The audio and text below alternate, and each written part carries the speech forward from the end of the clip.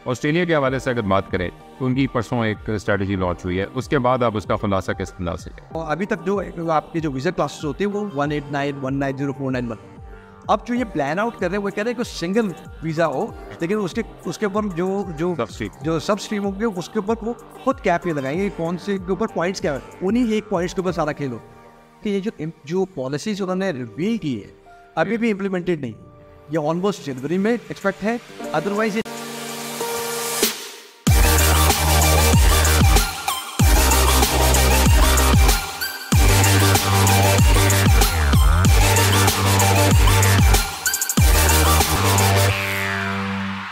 अस्सलामुअलैकुम। आज बड़ा एक नादिर मौका है क्योंकि आप वैसे तो हम सब फॉलो करते रहते हैं, लेकिन हमारे पास आए थे आदिल इस्माइल साहब, आपको शायद याद हो, रेडियो स्टूडियोज़ पे, और इंतहाई बिजी इंसान है। वो नगरी शहर जाते हैं, जब कराची आते हैं तो इनसे मुलाकात करना मुश्किल होता है, लेकिन बड़ी एजाज़ की बात है कि इनके इस ज़बरदस्त सेटअप 5 स्टार सेटअप पे इनसे मुलाकात हो रही है। तो बहुत शुक्रिया और बात करने का। Thank you very much. और आप भी हमारे सेटअप में आए तो अच्छा लगेगा कि हमारी जो है वो पॉजिटिव वाइब्स हैं तो वो मिलती हैं, तो बहुत बहुत शुक्रिया। बिल्कुल, कराची में मौजूद है तो वैसे बहुत बिजी है, तो लेकिन हम इनके साथ बैठे हैं तो जो हम सब के फ़ायदे के लिए चीता बातें होंगी उनको हम करने की कोशिश करेंगे। तो साथ साथ आप सबको याद कराते चले, आप जानते हैं कि गवर्नमेंट ऑफ कनाडा से रजिस्टर्ड हैं और उसके अलावा इस शोबे के पाइनर हैं। तो आदिल साहब, सबसे पहले तो बड़ा हॉट टॉपिक है, जैसे जैसे मतलब ये हम सब की अफसरदगी की बात है कि इकॉनमी हमारी डाउन हो रही है, हर तरफ से ये इंटरेस्ट पड़ रहा है। तो अभी ज़रा एक ओवरव्यू आप कैसे देंगे जो आपका कराची में टाइम गुजरा है और कितना इंटरेस्ट है, और अपॉर्चुनिटीज़ वर्सेस जितना लोगों में इंटरेस्ट है उसको आप देख रहे हैं कि आप मैनेज कर पा रहे हैं? देखिए, पिछले 1.5-2 साल से अगर हम देखेंगे और अगर आप स्टैटिस्टिक भी फाइंड आउट करने की कोशिश करेंगे, सिर्फ गूगल का ही सहारा ले लेंगे तो आपको पता चलेगा कि मिलियंस की तादाद है साल भर में माइग्रेट कर रही है। ये वो है जो डॉक्यूमेंटेड है। ओके। अनडॉक्यूमेंटेड अगर बात करें तो इससे कई बड़ी तादाद।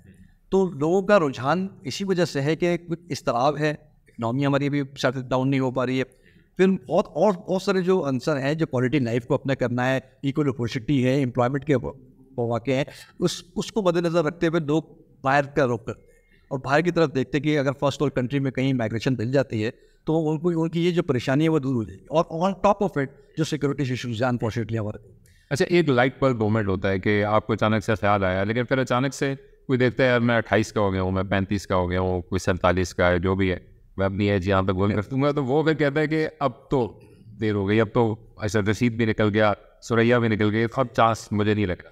तो ये जो अक्सर लगता है, लेकिन इस तरह के कई, जैसे जब से आपसे मुलाकात हुई है या जब आपके बाकी के पॉडकास्ट देखने का इत्तेफाक हुआ है, कई एवेन्यूज़ अभी भी ऐसे हैं जो जेन्युइन लोगों के लिए जिसमें एक चांस मिलता है। ऑस्ट्रेलिया के हवाले से अगर बात करें तो उनकी परसों एक स्ट्रेटजी लॉन्च हुई है, उसके बाद आप उसका खुलासा किस अंदाज से करें? देखिए, कुछ चीज़ें तो वो टाइटन की तरफ जा रही है, ऑस्ट्रेलिया के खासतौर पर बात करें, लेकिन उससे पहले ये बताऊँ, जो आपने एक सवाल किया कि ना एज बहुत बड़ा मैटर रखती है। आपकी एक बहुत प्राइम एज होती है, आप 24 साल से लेकर जो है वो 44-45 तक आपके पास चांस होता है कि आप अपने लिए या अपनी फैमिली के लिए कुछ कर सकें और माइग्रेट कर सकें, अगर माइग्रेशन आपका ख्वाब है तो वो एज अगर आपके पास है तो आपके लिए ऑस्ट्रेलिया भी ओपन है, कनाडा भी ओपन है। और उसके साथ साथ अब जो बात एक सामने है और जो बहुत ज़्यादा पॉपुलर भी हो रही है, और हम बहुत सारा मुख्तलिफ मीडिया पे, पॉडकास्ट पे बता रहे हैं कि यूएस की तरफ ज़्यादा लोग थे। यूएस ऑब्वियसली हमारे लिए एक बेहतर डेस्टिनेशन होती है, मोस्ट लुक्रेटिव है, मोस्ट कोवेटेड है। तो जब उसका जो प्रोग्राम आया है जो बहुत ही ज़्यादा मशहूर हुआ है EB2 के नाम से, NIW उसके साथ मौजूद है, नेशनल इंटरेस्ट पेपर, उसके अंदर एज की रिक्वायरमेंट। तो एज ब्रैकेट ना होने की वजह से तो एक उम्मीद की किरण यहाँ पर मौजूद है कि नया प्रोग्राम भी अर्ली बर्ड्स को फायदा होता है, हमें चाहिए कि वो अप्लाई करें और बहुत ज़्यादा तादाद अब यहाँ पर कन्वर्ट हो रही है। वाई? बिकॉज के कनाडा के अंदर भी बैलेटिक सिस्टम है, कट ऑफ जो है बहुत हाई है फेडरल का, PNPs के अंदर हमें कुछ पता नहीं होता कि किसका होगा, 10 में से किसी 1 या 2 का होता है, पर लोग फिर भी उम्मीद पे अप्लाई करते हैं, पर चांसेस जो अगर देखेंगे कनाडा में बहुत मुश्किल है। Same is the case with Australia पिछले साल बहुत अच्छा चला, बहुत अच्छा हुआ, लोगों को नॉमिनेशन मिलने शुरू हुई, अचानक उनको ख्याल आया कि हम अपने रिफॉर्म्स करें और फौरी तौर पर उन्होंने 70% का कोटा जो है वो रिड्यूस कर दिया। अब आपके पास जो कंपटीशन है वो 30% के अंदर ही, जो भी लोग करेंगे, अभी भी लोग अप्लाई कर रहे हैं, हम कहते हैं, लेकिन हम उस तरह से बहरहाल फिर भी इंकरेज नहीं कर रहे अल्टीमेटली कि ये जो पॉलिसीज उन्होंने रिवील की है अभी भी इम्प्लीमेंटेड नहीं, ये ऑलमोस्ट जनवरी में एक्सपेक्ट है, अदरवाइज ये जुलाई तक जाएगा 2024 के। अच्छा, एक करके इसको अगर चलें तो स्टूडेंट्स से हम स्टार्ट करते हैं। हाँ, स्टूडेंट्स में बड़ी इस सरासीमगी फैल गई है इस पूरी पॉलिसी के बाद, जो वहाँ पे भी है, जिन्होंने यहाँ से भी जाना है। तो आप अगर 2-3 लाइन में मशवरा दें कि स्टूडेंट जो वहाँ पे हैं वो क्या करें, और जो यहाँ से जाना चाहते हैं वो कौन से वाले स्टूडेंट्स हैं जो कि अभी भी जो ऑस्ट्रेलिया को भी फ़ायदा दें। और देखिए जर्मन स्टूडेंट्स को अब देखेगा, देखिए ये एक एडाप्टिव जो है वो लेके आना चाह रहे हैं सिस्टम को, ताकि वहाँ पर जाकर लोग अगर माइग्रेशन का रूट बनते तो वो माइग्रेशन आसानी के साथ, लेकिन ये ना हो कि उसके अंदर सिस्टम की वजह से डिपोल हो और वो वहाँ पर जाकर मौका परस्ती का फायदा कर रहे वो उठाएं और जाकर वहाँ पर रहना शुरू करते। लोग क्या करते हैं नॉर्मली जो अब तक होता रहा है कि डिप्लोमा में लिया, बैचलर्स डिग्री में लिया, कंप्लीशन करने के बाद वो मुख्तलिफ वोकेशनल ट्रेनिंग्स में भी ले लेते, वो वही टेम्प्रेरी जो वीज़ा होल्डर है वो परमानेंटली वहाँ पर रहना शुरू कर देता है एक तरह से। वो स्किल ना उसकी बढ़ती है ना उसकी ऑस्ट्रेलिया को फायदा है, तो इस टैक्सी दिलाता रहता है और वो इस तरह से फायदा उठा रहा है। अब उसको खत्म करना चाहते हैं। अब वो चाहते हैं कि ऐसे लोगों एक तो जेन्युइन हो, उसके लिए उन्होंने GTE भी इंट्रोड्यूस कर दिया है कि अब अगर ऑस्ट्रेलिया आप अप्लाई करेंगे, ये वो जो है डर है, जो आम स्टूडेंट है जो मौका परस्त है कि बस मुझे मिल जाए और मैं चले जाऊँ, उसके लिए तो मुश्किल होने वाली है। लेकिन अब जो जेन्युइन स्टूडेंट हैं जो अच्छा पढ़ते हैं, अच्छा करियर को आए, वो आराम से इसके अंदर करेंगे, फिर भी क्वालिफाई करेंगे और उनके लिए सही रूट है, क्योंकि आपसे वो इंटरव्यू में पूछेगा कि आपका करियर क्या है, आप कैसे उसको परस्यू कर रहे हैं और उसके अंदर रब्त है या नहीं है, और आगे जाकर वो फ़ायदा कैसे आपको होगा, और आप वापस आने की वजह क्या बनेगी, और वापस आकर आप कैसे अपने मुल्क को भी जो है वो सर्व करेंगे। तो इस सारी बातों के ऊपर उन्होंने किया है, और कुछ जो है उन्होंने एक जो लैंग्वेज असेसमेंट है उसको भी उसकी रिक्वायरमेंट को बढ़ा दिया, और वो 5.5 से 6 हो गया है। इसमें आप अपने जो वहाँ के कोलीग हैं, मतलब जो इस प्रोफेशन से वाबस्ते हैं, उनको कोई दोष देंगे जिन्होंने ये राह दिखाई, या फिर वो जो जारी इंस्टीट्यूट जो है इस बार के उनको शायद सर्टिफिकेट देखिए क्रैकडाउन तो होने जा रहा है। देखिए ये भी एक वजह बनी है, और क्योंकि उन्होंने पूरा जो गवर्नमेंट है, लेबर की गवर्नमेंट है, उन्होंने पूरा एनालिसिस किया है, और उन्होंने बाकायदा जो है वो रिसर्च करने के बाद, लेबर मार्केट से ओपिनियन लेने के बाद, इस सारी चीज़ों को जो है उन्होंने इम्प्लीमेंटेशन के ऊपर जा रहे हैं। अभी तो इंट्रोड्यूस कर दिया है, इम्प्लीमेंटेशन भी हो जाएगी, तो वो भी इस बात के जिम्मेदार हैं जो इस चीज़ों की राह दिखा देते हैं और अपने पैसे से बना रहे हैं। तो एक तो ये क्रैकडाउन होगा, जो लो प्रोफाइल आपके पास कॉलेजेस और यूनिवर्सिटीज़ हैं या इंस्टीट्यूशन है, वो भी अब इसके अंदर बंद हो जाएंगे। बट अगेन जेन्युइन स्टूडेंट्स की तलाश होगी या वर्ष होगी, इससे पाकिस्तान का मामला तो नहीं, हर जगह से वो जेन्युइन स्टूडेंट्स को मुख्तलिफ लैंग्वेज रिक्वायरमेंट को भी बढ़ा दिया है। अब उनको बहुत ही सीधे सीधे दोस्त चाहिए। प्लस आपको जो है उन्होंने ये भी किया है कि आपके पास 482 वीज़ा होता था, जब आपने स्टडीज़ कर ली तो आप टेम्परेरी ग्रेजुएट स्किल वीज़ा के ऊपर आप अपना एक्सटेंशन ले सकते हैं और फिर वहाँ आप रह सकते थे और जॉब वगैरह ढूंढ सकते थे। उसके ऊपर भी उन्होंने थोड़ा सा काम किया। अब जो है बैचलर्स और मास्टर डिग्री को 2 ईयर्स मिलेगा। हाँ, PhD जो होंगे उनको 3 ईयर्स आपको मिल जाएगा, ग्रेजुएट वर्क वीज़ा आप अप्लाई कर सकते हैं, या मास्टर्स बाय रिसर्च अगर है तो उनको भी 3 ईयर्स मिलेगा। और एक जो प्रॉब्लम थी वो ये थी कि 50 तक एज लोग जो है ना वो अप्लाई कर सकते थे ग्रेजुएट वीज़ा को, लेकिन अब जो है इसको बहुत ज़्यादा टाइट करते हैं, अब 35 एज करती है स्टूडेंट के सामने सभी मास्टर्स आपने करने 40 साल के, अब आप ग्रेजुएट वीज़ा भी ले रहे हैं, तो ये भी इस पॉलिसीज़ के तहत ये इम्प्लीमेंट होना। अच्छा, ये वाला क्वेश्चन आमतौर पे आखिर में रखा जाता है, लेकिन मैं ज़रा शुरू में कहना चाहूँगा, आपकी बड़ा तोहफे मैंने घड़ी थी जो मेरे सामने लगा के रखी हुई है, एज टू माइग्रेट। तो क्यों, मतलब जो मैंने अभी तक एक्सपीरियंस किया है, एक नुक्ते से आपका पूरा केस रिजेक्ट हो सकता है। मतलब ये एग्जैजरेशन है वैसे थोड़ी, लेकिन अगर आपने कोई चीज़ पर गलत इनपुट कर दिया, आपने कोई एक्सपीरियंस गलत क्लेम कर दिया, नहीं क्लेम किया जो करना था, उस वजह से हो जाता है। तो यही वजूहत है जिसकी वजह से एजेंट ज़रूरी है, क्योंकि फीस जारी बात है कि आपको जस्टिफाई करना चाहिए, करना आना चाहिए।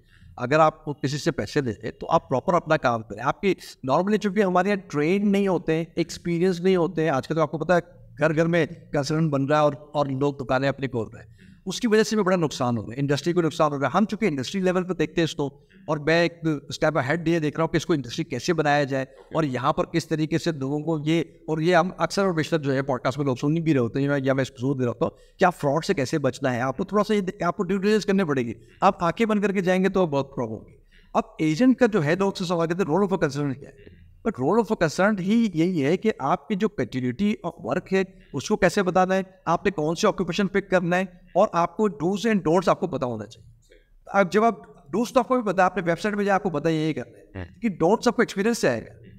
तो वो चीज़ें जो है वो रोल ऑफ अ कंसर्न की to how to improve the application, और उसमें जो भी इंट्रिकेसीज हैं वो डिफाइन भी करें, आइडेंटिफाई भी करें, और उसको प्रॉपरली एड्रेस करें एप्लीकेशन के अंदर। क्योंकि मैंने ये देखा है, सॉरी अगर आप बात कर रहे थे कि अगर आप ये सोचते हैं मैं इस गलती की वजह से कई दफ़ा 3-3 साल पीछे चले जाते हैं, मतलब असेसमेंट कर दी वही। अगर आप एक प्रॉपर कंसल्टेंट कोई भी अगर आप उसको ले लेते हैं तो वो अगर आपकी चीज़ों को उस वक्त में कभी भी आपने वसीन लिया है अगर आप उसको ले लेते हैं तो वो आपको सारी बात है फीस तो लेगा लेकिन आपको स्ट्रीम लाइन। देखिए सर्विस की तो फीस, हमारे एक मसला ये है कि हमारे यहाँ बात लोग करते गारंटीज पे आके। जब मैं मीटिंग कर रहा था उससे पहले भी कभी खातून से हम मीटिंग कर देते तो मैंने कहा यही वजह होती है कि लोग फिर डन की बातें करते हैं, डन के सौदे करते हैं, गारंटीज करते हैं। जब आप डन की बात करेंगे तो इट मीन्स वो आपसे बहुत हैफ्टी अमाउंट लेने वाला है, क्योंकि उसका आपकी साइकिल से खेल रहा है।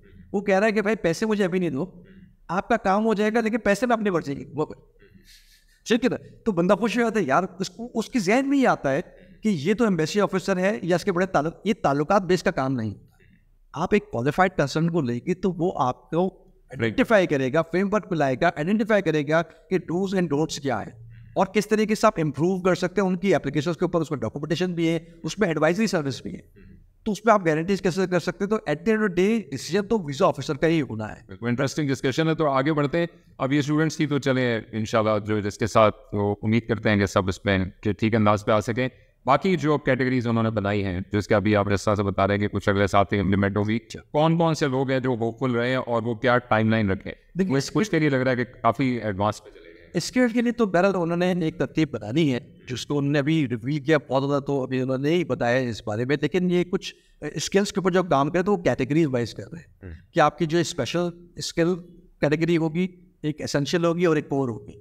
ये तमाम जो है उनको डिवाइड करेंगे मुख्तलिफ सेक्टर्स के अंदर। IT वाले स्पेशलिस्ट के अंदर आ रहे हैं, जैसे मैनेजमेंट वाले के सेक्टर में आएंगे, और जो है ना उससे नीचे वाले जो आपके ट्रेड ऑक्यूपेशन वाले वो किस में आएंगे। और उसमें भी वो ये आइडेंटिफाई करेंगे कि जिनकी सैलरीज ब्रैकेट हाई है वो उनकी मार्किंग पॉइंट्स डिफरेंट होगा, और जो उससे नीचे उसका डिफरेंट होगा, उससे नीचे उसका डिफरेंट होगा। बट जो अब जो अभी तक जो आपकी जो वीज़ा क्लासेस होती है वो 189, 190, 491। अब जो ये प्लान आउट कर रहे हैं वो कह रहे हैं कि सिंगल वीज़ा हो, लेकिन उसके ऊपर जो सब स्ट्रीम होंगे उसके ऊपर वो खुद कैप ये लगाएंगे कौन से के ऊपर पॉइंट्स क्या है, उन्हीं एक पॉइंट्स के ऊपर सारा खेलो। पिछले 1 साल के दौरान ये यूनिवर्सिटी लेक्चरर और ऑब्वियसली जो डॉक्टर, हेल्थ केयर नर्सेज वो हमारे यहाँ माशाल्लाह अच्छी तादाद में है, लेकिन शायद उतने जा नहीं रहे। आपको और ऑस्ट्रेलिया में लग रहा है इतनी डिमांड है, तो आप लोगों को होप देंगे कि अगर अपने आप को क्या करें कि वो अगर वो अभी यंग है, 20s में है और इस प्रोफेशन में है, तो वो डिग्री चेंज करें या अपनी इंग्लिश बेहतर करें, ताकि अभी से अगर वो कोई आपकी इस पॉडकास्ट को देखे तो तैयार हो जाए। हाँ देखिए, काम तो आपको करना पड़ा, होमवर्क आपको करना चाहिए। जो लोग अभी बन रहे इन मेकिंग है तो उनको तो चाहिए कि भाई अपने अपना जो सेक्टर है वो आप सही से चूज करें। लाइक आपके पास टेक्निकल स्टेम वालों की हमेशा demand, science, technology, engineering, mathematics, ये जो ऑक्यूपेशंस है इसके अंदर जो आते हैं वो हमेशा डिमांडेड होते हैं। जो लोग इन मेकिंग है वो इसके ऊपर काम करें। जो लोग 44 से बिलो है, जैसे मैंने कहा ऑस्ट्रेलिया पे डिमांड करता है, ऑस्ट्रेलिया के अंदर यूनिवर्सिटी लेक्चरर की इतनी डिमांड थी पिछले साल कि 65 के ऊपर 189 के अंदर पिकिंग हुई है। 65 देखने वाले को ज़्यादा बेयर मिनिमम, मतलब बेयर मिनिमम, और बहुत देर में हमारे लोगों को पता चलता है। अच्छा, वही वाली बात है, घूम फिर के स्कूल टीचर का भी सुना बहुत है। स्कूल टीचर बहुत हाईली प्रायोरिटी के अंदर। स्कूल क्या करे, मतलब स्कूल टीचर तो माशाल्लाह बहुत है, उनकी डिग्री BEd होना चाहिए। सबसे बड़ा जो प्रॉब्लम है हमारे स्कूल टीचर है वो रेलेवेंट क्वालिफिकेशन के साथ पढ़ाते ही नहीं। कितने लोगों के पास BEd MAd है, ठीक है ना। अब एक बंदा MSc किया हुआ वो पढ़ा रहा है, MA किया वो भी पढ़ा रहा है, वो क्वालिफाई नहीं करेगा। मतलब यहाँ तो जॉब कर रहा है जैसे तरह, क्योंकि देखिए दुनिया भर के अंदर टीचिंग ऑक्यूपेशन हो गया, मेडिकल हो गया, लीगल हो गया, ये रेगुलेटेड प्रोफेशन, इसके अंदर आपको लाइसेंस की जरूरत है। अब लाइसेंस का कोई ना कोई क्राइटेरिया तो आपको उस क्राइटेरिया को पूरा करना है। अब ऑस्ट्रेलिया के अंदर फास्ट आपको सिर्फ डिमांड में नहीं है, हाई डिमांड और प्रायोरिटी पे, अब ये दोनों डिफरेंट है।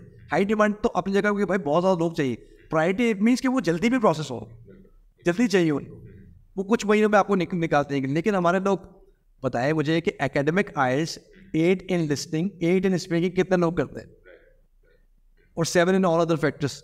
और इसमें ये भी बड़ी मजे की बात है क्योंकि AITSL डील करता है, तो AITSL PT भी नहीं मांगता, तो लोग इसमें इधर उधर जम कर रहे होते। तो ये बात जानने की जरूरत है कि भाई आपको स्किल असेसमेंट के रिक्वायरमेंट को फुलफिल करना पड़ेगा। लैंग्वेज आपको जो इमिग्रेशन में है, इमिग्रेशन तो चलिए आपको 6 पे भी होती है, वो पॉइंट्स कैलकुलेशन बाद में आएगी। ऑस्ट्रेलिया में ये डिफरेंटली वर्क होता है ना, आपको स्किल असेसमेंट की। तो मैंने अक्सर ये बताया कि लोग कॉमन मिस्टेक करते हैं ऑस्ट्रेलियन इमिग्रेशन को ऑप्ट करते हैं, क्योंकि बहुत ज़्यादा कंसर्न पे नहीं काम है। कनाडा आसान काम है, ज़्यादा कंसर्न है। आप मिडल ईस्ट में देखें, आप पाकिस्तान में देखें, कनाडा लोग हर गली कुछ में लोग कर रहे होंगे। ये अलग बात है कि आपको रजिस्टर लेना चाहिए अलग, बट लोगों को तो नहीं समझ में आती। लोग कनाडा के ऊपर चले जाते हैं, किसी से भी फाइल करते हैं। बट ऑस्ट्रेलिया थोड़ा कॉम्प्लिकेटेड है। आपने भी देखा, आपने भी किया, तो आपको अंदाजा होगा कि आपको रिफ्यूज भी कर देते, फिर आपको उसको डिफाइन करना पड़ता है, आप उसको जस्टिफाई करते हो। इनिशियल स्टेज के ऊपर भी आप रिफ्यूज हो जाते हैं। जब आप इनिशियल स्टेज पे रिफ्यूज होंगे तो आप ये आगे माइग्रेशन नहीं चला पाएंगे।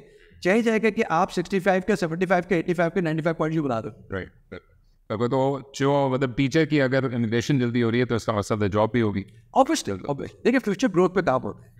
जॉब बहरहाल हासिल करना एप्लीकेंट की अपनी सबकी जिम्मेदारी है और अपना लक भी। की खपत करना जरूरी है हाइट्स पे और अपनी डिग्री। एक तो फायदा जरूर होता है, क्योंकि अक्सर लोग इस सवाल पे गिर जाते हैं, यार वो तो जॉब है या नहीं है, मुझे कैसा पता चलेगा, मैं करूँगा, मेरी क्या होगा। देखिए, इमिग्रेशन जब आप डिसीजन ले रहे, वो एक लॉन्ग टर्म गोल है, आप पूरी फैमिली के लिए ले रहे, और at the end of the day आपको पासपोर्ट आपको चाहिए। तो मेन गोल क्या है आपका, वो पहले सामने रखें। दुश्वारी आ सकते हैं, नो डाउट, क्योंकि आप फर्स्ट वर्ल्ड कंट्री में जा रहे, ये खत्म नहीं होगा कि आप पहुंचने के साथ, लैंड करते के साथ एक जो है वो जॉब आपके सामने खूबसूरत सी बनी हुई खड़ी हुई आपके साथ मिल रहा है। ऐसा तो नहीं होगा, आपको एफर्ट्स करने पड़ेंगे, आपको जो है ढूंढना पड़ेगा, और फिर आपको, हाँ, आप स्मार्ट मूवर होना चाहिए। आपको कैसे अप्लाई करना, जैसे बहुत सारे लोगों के रिलेटिव्स होते हैं, आप उनसे भी गाइडेंस लेते हैं, कंसल्टेंट से भी लेते हैं, और फिर ऑन ग्राउंड रियलिटीज़ को खुद भी चेक कर रहे हो। तो आपको पता होना चाहिए कि भाई ये जो इंडीड है, इससे कैसे मैं फ़ायदा लूँगा, लिंक्डइन के प्रोफाइल में कैसे दूंगा, seek.com.au से कैसे लूँगा, and there are so many other website. तो प्लेटफॉर्म भी मौजूद हैं, फिर रिक्रूटमेंट एजेंसीज भी होती हैं, फिर आपके अपने आप भी थोड़े बहुत abuse. Thank you very much, आपका हमारे शरीर से ज़्यादा वक्त किया और नेक काम करता है, क्योंकि अभी तो नेकी कहनी है इसको, बाकी तो जो है, जो अगर कोई अपनी मुस्तकबिल को बेहतर कर सकता है तो हर लिहाज से उसके। Thank you very much. इंशाल्लाह फिर उम्मीद है आपसे मुलाकात होगी बहुत, और तब तक और भी लोग माइग्रेट कर चुके होंगे। सो बड़ा अच्छा लगा यहाँ के, और इंशाल्लाह उम्मीद है फिर आपसे मुलाकात होगी। Thank you.